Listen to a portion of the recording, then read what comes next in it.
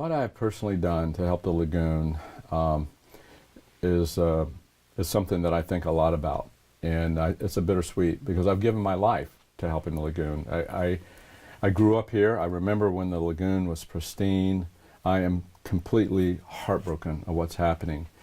From the early 80s and mid 80s, where I worked very hard to support the Environmental Lands Program, to acquire more land, to try to buy land that is fragile in nature, and development would have a very adverse effect on the lagoon. The Beach and Riverfront Acquisition Program, a program I supported. I started the Stormwater Utility Program when I was a county commissioner. We were one of the first counties in the state to implement a stormwater utility program. I was deeply involved in growth management. As a county commissioner, we downzone our south beaches by over 10,000 units.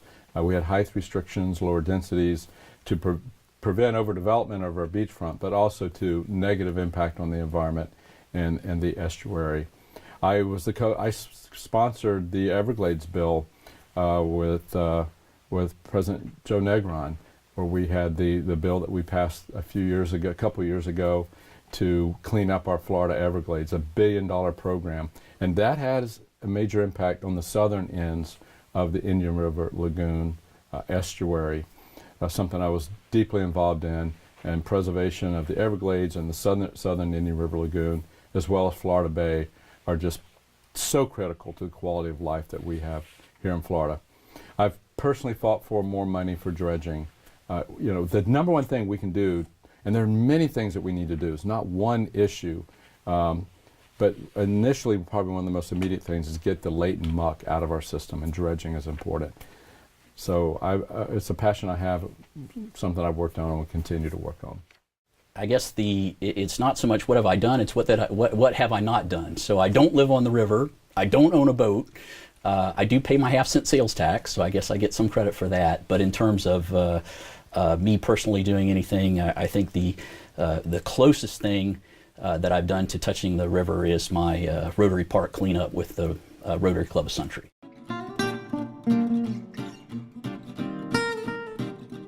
I think one of the things that could be done, and this is politically probably impossible, but the reason you have some of the issues with South Florida with the drinking water there is the fact that Big Sugar consumes so much water, and so one of the things you could do, again, macro level, is eliminate the subsidies for Big Sugar, and basically their cost of production would go up, and most likely people wouldn't be growing sugar in South Florida anymore, and that would eliminate a lot of the problem down there.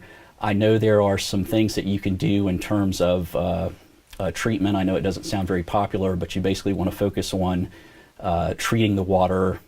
My understanding is you can do surface treatment, and it sounds gross, but you could do essentially, from sewage to drinking quality water if you wanted to. It's not, obviously not politically, doesn't sound very, very good, but it is safe. And so, again, reuse, try to treat water as opposed to pulling more of it out of the ground.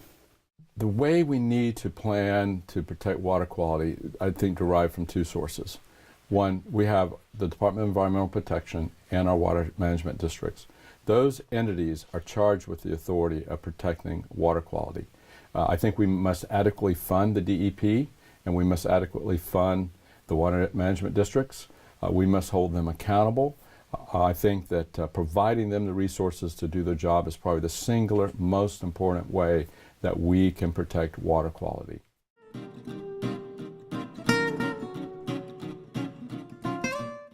If I'm elected, I do intend on sponsoring a number of lagoon bills. I've done so in the past.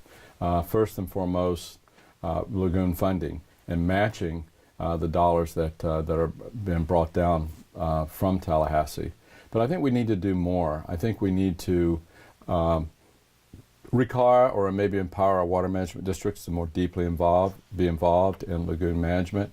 I think we need to do more in shoreline protection. I think we need to continue to buy more land on those fragile properties that can have impact on the lagoon if they're developed.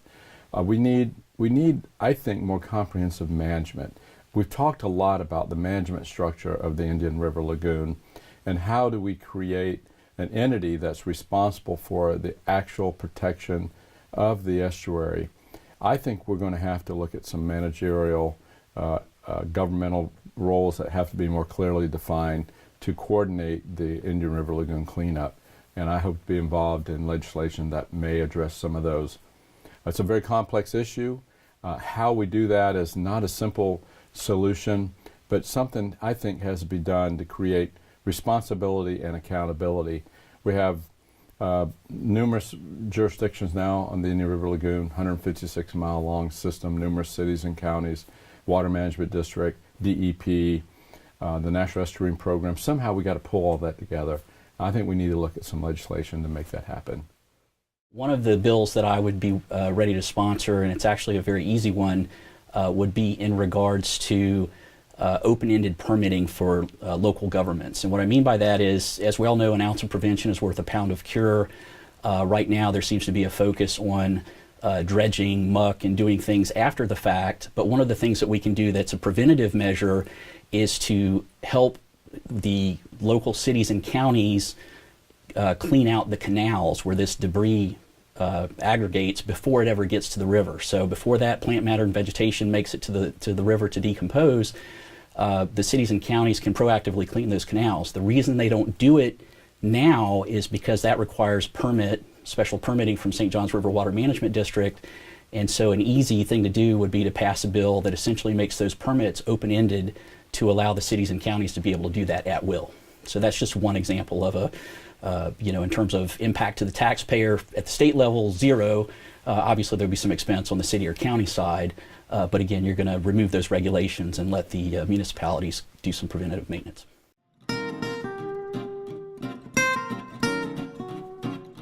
So I think obviously we're here to talk about the Indian River Lagoon, so I'm going to set that aside as a priority. Additional top two would be infrastructure. So I want to make sure, obviously that's one of the proper functions of government, is to provide infrastructure, make sure that the state is properly funding roads, drainage, other portions that would match the county contribution. And then the other thing that's just recently come up that caught my attention is I have a friend who's an independent pharmacy owner, and she drew my attention to something that's happening in Ohio in regards to Medicaid and what they call pharmacy benefit managers. And basically there appears to be some shenanigans, if we will, if you want to call it that, in regards to the way these pharmacy benefit management companies are basically middlemen, and they're abusing the Medicaid system. And so I'm going to take a close look at that. It appears that there's a lot of taxpayer money at stake in regards to these PBMs. So, my number one priority is environmental conservation. It's the environment that motivated me to originally run back in 1984 when I ran for the county commission. I've been deeply involved in environmental causes in Brevard County now for over 30 years. My number two priority is space.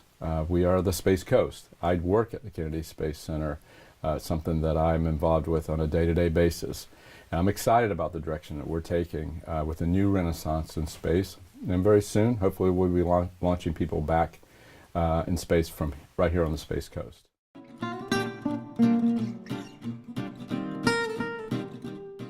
Biosolids have been a big problem, and I do support more regulation and monitoring how biosolids are distributed along the land. As a matter of fact, I've opposed efforts, and there have been efforts to do the opposite in the legislature, to make it easier for companies just to dump biosolids on farmlands.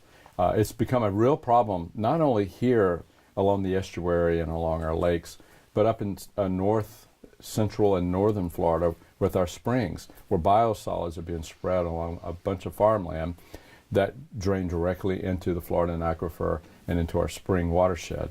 We must not allow that. This biosolid issue must be addressed in a way that's rooted in science. We must, I think in all these issues, we must listen to our scientists. A lot of people talk about good science, but they never listen to the scientists.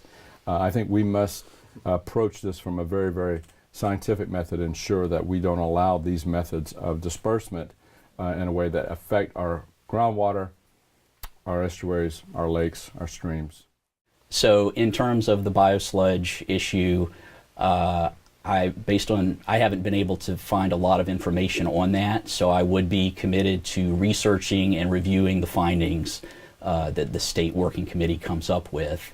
But essentially right now, it's too early for me to say whether I would support regulation. I would have to see the specifics of what's involved and how it affects property owners and things like that.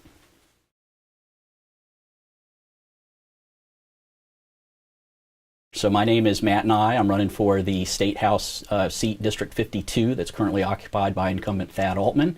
I live in Suntree, been in Suntree for about 10 years now. I've been in Brevard County since 2001. So I have a background in the technology sector. I currently work as a regional director of sales for a company called Vertex Consulting out of Ocala. Been there for about 10 years, and I sell data networks and large voice over IP phone systems.